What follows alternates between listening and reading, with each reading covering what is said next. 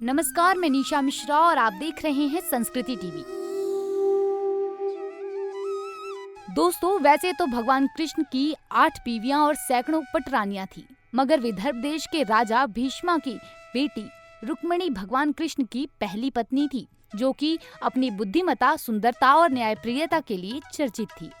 वहीं दूसरी ओर देवी रुक्मिणी का बड़ा भाई रुक्मी देवकुल का होने के बाद भी कंस जैसे राक्षस का मित्र था। लेकिन इसके बावजूद भगवान कृष्ण और रुक्मिणी का विवाह कैसे हुआ, आइए जानते हैं। तो हुआ यूँ था कि जब भगवान कृष्ण ने कंस का वध कर दिया था, तो रुक्मी और कंस के ससुर जरासन ने भगवान कृष्ण को मारने का संकल्प लिया। लेकिन जरासन और रुक्मी के मुंह से भगवान कृष्ण की माया की चर्चा सुनकर देवी रुक्मिणी को भगवान कृष्ण से प्रेम हो गया। यहाँ तक कि रुक्मिणी ने मन ही मन भगवान कृष्ण को अपने पति रूप में स्वीकार कर लिया था।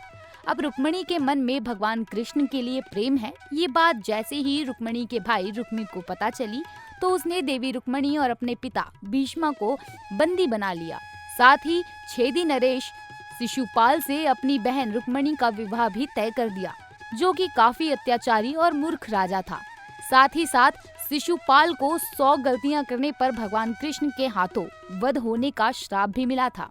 वहीं दूसरी ओर देवी रुक्मिणी को ये ज्ञात था कि भगवान कृष्ण बरसाना की राधा रानी के परम सखा हैं, और यदि राधा उन्हें कोई कार्य करने के लिए कह दे तो वो उसे किसी आदेश की भांति पूरा करते हैं। ऐसे में देवी रुक्मिणी ने राधा रानी की मदद से अपने पत्रों को भगवान कृष्ण तक पहुंचाया, किंतु ना तो भगवान कृष्ण ने उन पत्रों को पढ़ा ही और ना ही रुक्मिणी की सहायता के लिए गए, और वो इसलिए क्योंकि वो राधा रानी से अथाह प्रेम करते थे।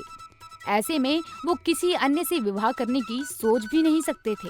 किंतु जब राधा रानी को पता चला कि देवी रुक्मिणी का विवाह उनकी इच्छा के विरुद्ध शिशुपाल से हो रहा है, तो उन्होंने भगवान कृष्ण को रुक्मिणी से विवाह करने की इच्छा प्रकट की।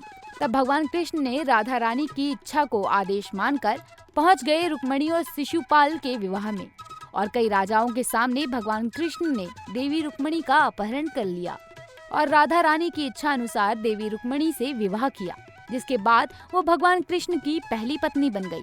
हालांकि इस कहानी के संदर्भ में कई लोगों का मानना है कि देवी रुक्मिणी माता लक्ष्मी का ही एक स्वरूप थी और राधा रानी का अंश थी।